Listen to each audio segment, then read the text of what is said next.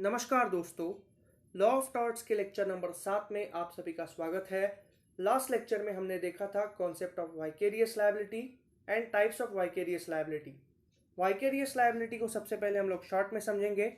मान लो आपको अपना कोई काम करना है जिसे आप पर्सनली नहीं कर पा रहे और इसीलिए आपने अपना वो काम किसी और को सौंप दिया और उस इंसान के द्वारा आपका काम करते हुए कोई गलती हो जाती है, कोई गैर कानूनी काम या फिर टॉर्चुअस एक्ट होता है, तो आपको उस पर्टिकुलर टॉर्चुअस एक्ट के लिए जिम्मेदार ठहराया जाएगा। ये कहता है कॉन्सेप्ट ऑफ वाइकेरियस लायबिलिटी।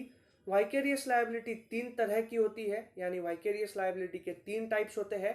सबसे पहला है लायबिलिटी बाय रेटिफिकेशन। रेटिफिकेशन का मतलब है ऑथोराइजेशन, यानी आपने किसी इंसान को ऑथोराइज किया और उस इंसान के द्वारा आपका ऑथोराइज्ड काम करते वक्त कोई गलती हो जाती है, गैर कानूनी काम होता है, तो उस पर्टिकुलर गैर कानूनी काम के लिए आपको जिम्मेदार ठहराया जाएगा। यह है लायबिलिटी बाय रेटिफिकेशन।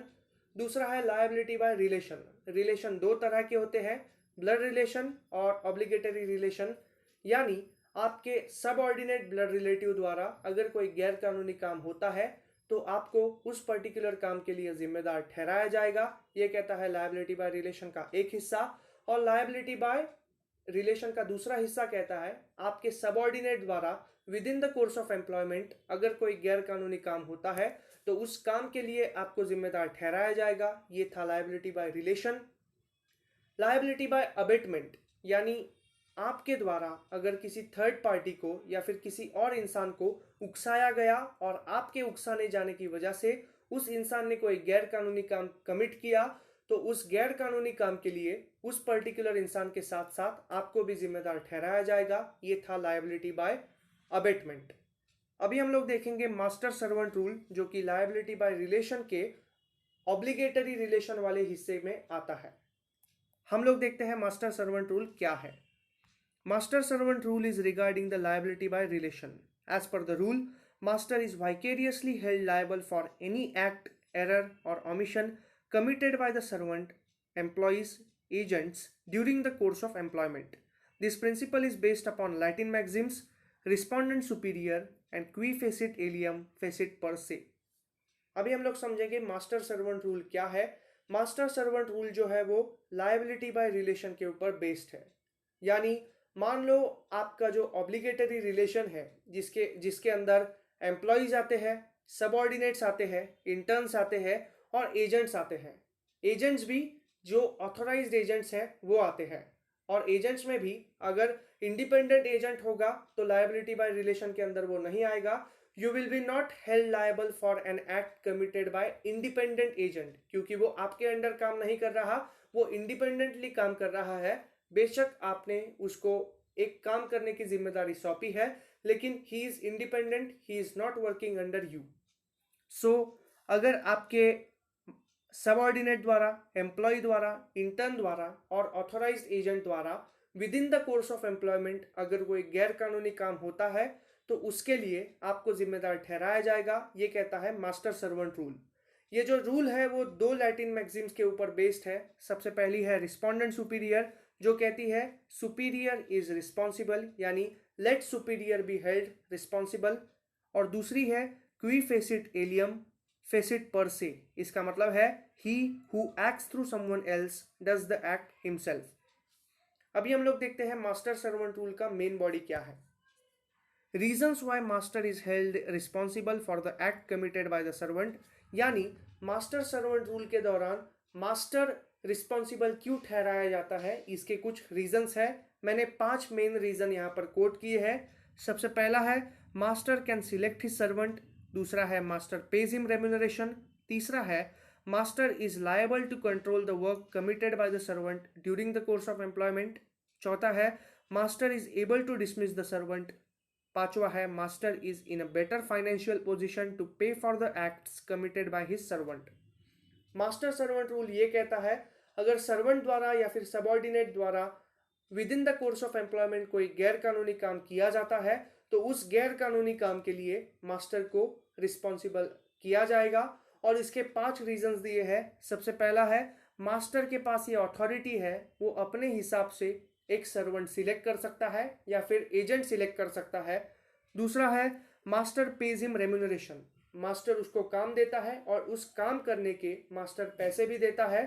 तीसरा है master is liable to control the work committed by the servant during the course of employment, यानी within the course of employment master उसको पैसे देता है और इसी के साथ उसके पास एक अथॉरिटी आती है कि वो कोई भी लॉफुल काम अपने सर्वेंट को सौंप सके और रिलेवेंट काम अपने सर्वेंट को सौंप सके। ये मास्टर के पास कानूनन अथॉरिटी है। चौथा है master is able to dismiss the servant, यानी लेबर लॉ और बाकी सारे नियमों का पालन करते हुए मास्टर के पास ये अथॉरिटी है, लॉफुल अथॉरिटी है कि वो अपने सर्वेंट को डिसमिस कर सके। और पांचवा है master is in a better financial position to pay for the act committed by the servant, master की फाइनेंशियल पोजीशन नेचुरली अपने सर्वेंट से अच्छी होती है। अभी हम लोग देखेंगे extent of the liability of master, यानी वाइकेरियस लायबिलिटी मास्टर का एक्सटेंट कितना है, यानी मास्टर अपने सर्वेंट के एक्ट्स के लिए कितना लायबल है।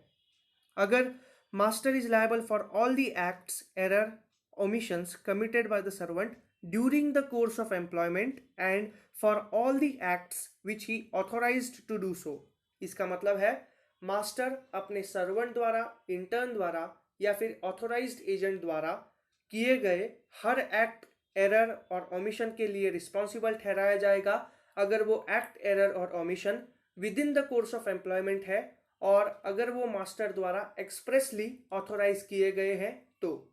इसका मतलब है मान लो आपका जो कोर्स ऑफ एम्प्लॉयमेंट है वो सुबह 9 से लेकर शाम को 5 है, तो आपका बॉस आपके द्वारा की गई हर गलती के लिए, हर एरर के लिए और हर गैर कानूनी काम के लिए तब तक रिस्पॉन्सिबल माना जाएगा अगर आपने with in the course of employment, with in the office premises या फिर आउटसाइड ऑफिस प्रीमाइसेस अगर मास्टर के द्वारा दी गई डायरेक्शन के ऊपर कोई काम किया है और उस काम के दौरान अगर आपसे कोई गैर कानूनी काम हुआ है तो मास्टर को रिस्पॉन्सिबल ठहराया जाएगा।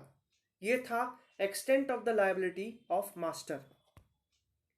Master is not liable for all the act, error, omission in following cases: if the servant was outside the course of employment, if the servant was doing something personal act during the course of employment, when a master had expressly forbidden an act but still the servant does it, master is not liable for any illegal or unlawful act committed by the servant which was not authorized by the master. Even if master authorized an illegal act, then it will be held as void. यानी master अपनी servant की, agent की या फिर intern की गलतियों के लिए इन सिचुएशंस में रिस्पॉन्सिबल नहीं है। अगर सर्वेंट अपने कोर्स के outside the course of employment जाकर कोई काम कर रहा है, यानी 9 से 5 आपका कोर्स ऑफ एम्प्लॉयमेंट है, आपने अगर कोई काम रात को 9 बजे किया या फिर रात को 8:30 बजे किया तो that particular act is outside the course of employment. Servant was doing something personal act during the course of employment, मान लो आपने कोई गैर कानूनी काम किया with in the course of employment लेकिन वो अपने पर्सनल रीजंस के लिए किया। फॉर एग्जाम्पल, आपने पर्सनल एक्ट किया with in the course of employment, तो इन पर्टिकुलर सिचुएशन में मास्टर को रिस्पॉन्सिबल नहीं ठहराया जाएगा क्योंकि जनरल कोर्स ऑफ एम्प्लॉयमेंट में जो एक्ट है सिर्फ उसके लिए मास्टर को रिस्पॉन्सिबल ठहराया जा सकता है। When master had expressly forbidden an act but still the servant does it, मान लीजिए आपके बॉस ने आपको क्लियर कट इंडिकेशन दिया है कि नो पार्किंग में गाड़ी मत लगाओ और फिर भी आपने नो पार्किंग में गाड़ी लगा दी, तो ऐसे में मास्टर इज नॉट लायबल और the company is not liable to pay the fine on behalf of you. Any illegal or unlawful act committed by the servant which was not authorized by the master, in this case master is not liable for any act, error or omission or illegal act committed by the servant during the course of employment. और even if master ने कोई illegal काम करने की direction दी है, that direction is void ab initio in the eyes of law, and if the direction is successful then master will be held liable to pay for the unlawful act. इसका मतलब है मान लो अगर आपको अपने मास्टर से एक एक्सप्रेसली डायरेक्शन मिली है कि कोई अनलॉफुल एक्ट नहीं करना और फिर भी आपने वो एक्ट कमिट कर दिया, तो आपको उस पर्टिकुलर एक्ट के लिए जो खामियाजा है वो खुद भुगतना पड़ेगा क्योंकि मास्टर ने क्लियर कट इंडिकेशन दिया था कि कोई अनलॉफुल एक्टिविटी आपको नहीं करनी। और इवन इफ अगर मास्टर ने कोई डायरेक्शन दी है कि अनलॉफुल एक्ट कमिट करो, that particular direction is void ab initio in the eyes of law.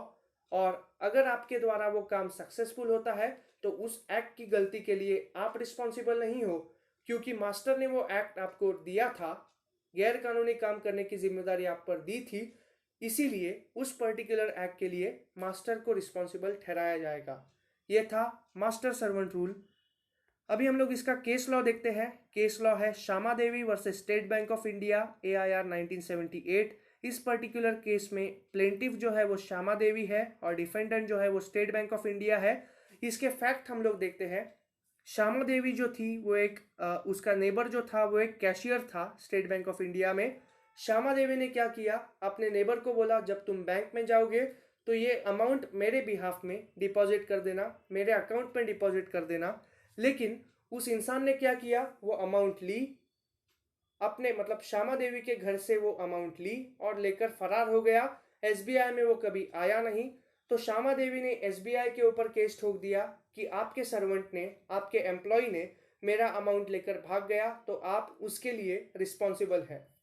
तो जजमेंट ये था, neighbour of Shyama Devi was not in the course of employment in their home. यानी neighbour ने hours, जो employment hours होते हैं 9 से 5, उसके पहले ये काम किया और ऑफिस प्रीमाइस के अंदर भी ये काम ना होने की वजह से State Bank of India is not responsible for the act committed by its employ. I hope you understood until this. Thank you so much. Please like, share and subscribe to my channel.